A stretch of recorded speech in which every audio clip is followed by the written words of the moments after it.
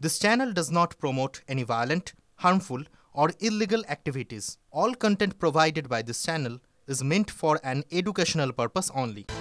26 বিধানসভা নির্বাচনে দামামা বেজে গিয়েছে এবং সেই নির্বাচনের আগে তৃণমূলের অন্দরে এবারে ক্ষোভ বাড়ছে সংখ্যালঘুদের।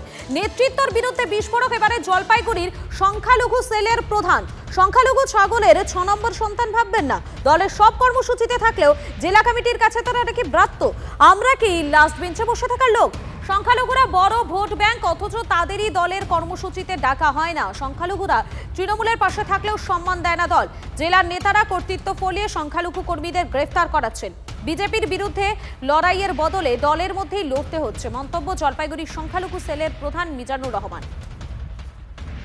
আজকে আমরা প্রতিটা জায়গায় মিটিং মিছিলে সংখ্যালঘু মানুষরা যেভাবে আমরা যাই, প্রত্যেকটা ডাকে দলের যে কোনো নির্দেশে আমরা সকলেই উপস্থিত হই, কিন্তু তারপরে যদি আমাদের সম্মান না রাখা হয় তাহলে এটা আমাদের জন্য একটা দুর্ভাগ্য যে আমরা কি ওই লাস্ট বেঞ্চে বসার লোক নেই। আমরা সংখ্যালঘু তৃণমূল কংগ্রেসের ভোট ব্যাংকটা এরকম যে আমাদের আমরা কোনো বিধানসভায় 20%, 30%, 25% আমরা ভোট দেওয়ার মতো ক্ষমতা রাখি এই ডুয়ার্স্তরাই। তা আমি আশা করি বা আশা করব আমার যে মাদার কমিটির নেতৃত্ব আছে ওনাদেরকে বলবো যে আমাদেরকে ছাগলের 6 নম্বর বাচ্চা বানায় রাখবেন না। আমরা সংখ্যালঘু তৃণমূল কংগ্রেসের লোক, আমাদেরও ভোট ব্যাংক আছে, আমরাও একটা ভোটার, আপনারা যেরকম ভোটার আমরাও ভোটার। আপনাদের উচিত প্রত্যেকটা শাখা সংগঠনকে একসঙ্গে নিয়ে সম পরিমাণ যোগ্য সম্মান দেওয়া। মাদার কমিটির কিছু নেতৃত্ব বাই পুলিশ প্রশাসনের সঙ্গে যেটা কথা হয়েছে, বাই ফোর্স করে, পুলিশকে ফোর্স করে যে ওনাদেরকে তুলতেই হবে। আরে ভাই ঠিক আছে, ওনারা অন্যায়গুলো অবশ্যই তুলবে, কিন্তু ওনারা তো আর কোনো বড় টেররিস্ট বা আসামি বা ক্রিমিনাল না। তো তাহলে আমাদের লড়াই কার সঙ্গে হচ্ছে? সংখ্যালঘু দুষ্কৃতী নেতা যারা মমতা ব্যানার্জির দলের প্রিয়, তাদের হামলার শিকার তো সংখ্যালঘু মানুষরাও বিভিন্ন জায়গায় হয়েছে। ফলে এই জায়গায় দাঁড়িয়ে তাদের নিজস্ব বাঁচার অধিকার, তাদের নিজস্ব বোঝবার অধিকারের উপর আমি ভরসা রাখি। ক্ষমতায় আসার জন্য মুখ্যমন্ত্রী নানান প্রতিশ্রুতি দিয়েছিলেন, সমাজের সর্বস্তরকে নানান প্রতিশ্রুতি দিয়েছিলেন। সংখ্যালঘু মানুষ তারা তো একেবারে প্রতিশ্রুতিতে পূর্ণ করে দেওয়া হয়েছিল। 10,000 মাদ্রাসা স্যাংশন দেব থেকে শুরু করে যা যা বলেছিলেন, ক্রমশ মানুষ বুঝতে পারছে যে তারা ঠকেছেন এবং আরো বেশি করে ঠকছেন। সংখ্যালঘু মানুষকে ব্যবহার করা হচ্ছে ভোটের জন্য, মার খাবার জন্য, মার দেওয়ার জন্য। সুজনবাবুরা সংখ্যালঘুদের কতটা সম্মান দিয়েছে এটা আমার প্রথম প্রশ্ন।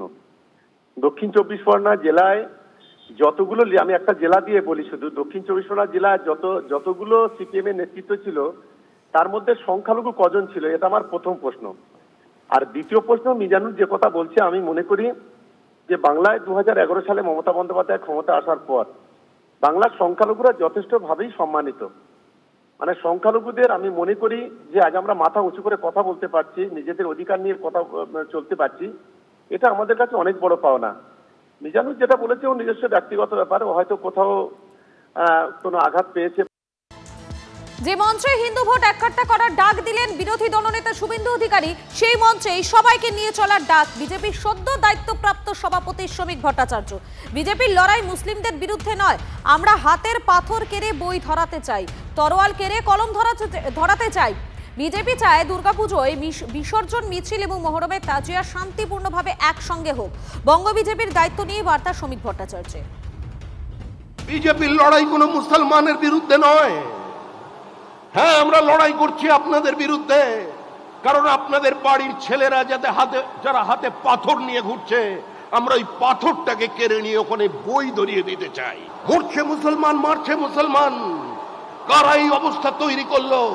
যারা আমাদের ভোট দিচ্ছেন না, যারা আমাদের থেকে দূরে থাকছেন। আপনারা প্রয়োজন যদি মনে করেন বিজেপিকে অচ্ছুত অস্পৃশ্য মনে করেন, আপনারা ভোট দয়া করে দেবেন না, কিন্তু আপনারা আয়নার সামনে দাঁড়িয়ে নিজেকে প্রশ্ন করুন, গত 3 বছরে পশ্চিমবঙ্গে যত খুন হয়েছে তার মধ্যে মুসলমানের সংখ্যা কত? আপনাদের শোনালাম শ্রমিক ভট্টাচার্য তিনি কি বলেছেন গতকাল, আর গতকালকে এই একই মঞ্চতে দাঁড়িয়ে থেকে হিন্দুদের এককাট্টা করার বার্তা দিয়েছিলেন বিরোধী দলনেতা শুভেন্দু অধিকারী।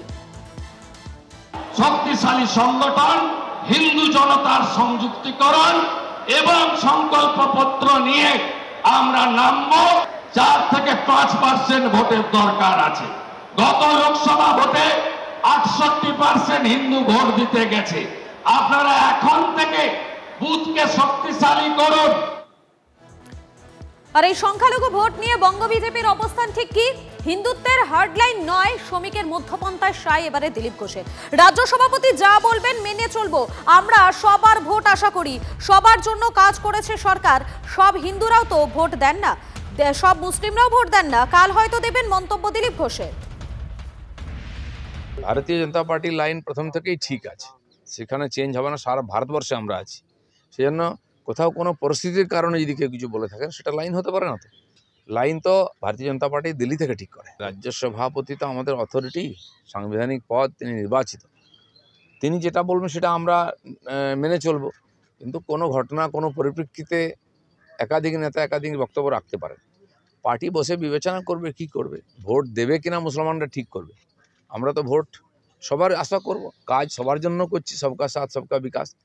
সব হিন্দুরা আমাদের ভোট দেয় না, সব মুসলমানরাও দেয় না, দেবে কালকে। রাজনৈতিক দ্বিচারিতা করছে বিজেপি, কে ঠিক বলছেন? বিরোধী দলনেতা নাকি নতুন রাজ্য সভাপতি? এবারে সেই প্রশ্নই তুলল তৃণমূল। বিলম্বিত বোধোদয় বলেও কটাক্ষ তৃণমূল মুখপাত্র সমীর চক্রবর্তী। বিলম্বিত বোধোদয়, তাহলে কে ঠিক বলছেন? বিরোধী দলনেতা না নতুন রাজ্য সভাপতি বিজেপি? ওদের তো নিজেদের মধ্যে হয় তারা দ্বিচারিতা করছেন যে একজন বিরোধী দলনেতা তিনি মুসলিম বিরোধী কথা বলবেন, আরেকজন যিনি সভাপতি হবেন তিনি গোলাপ ফুল দেবেন। এটা তো রাজনৈতিক দ্বিচারিতা বলে আমি মনে করি।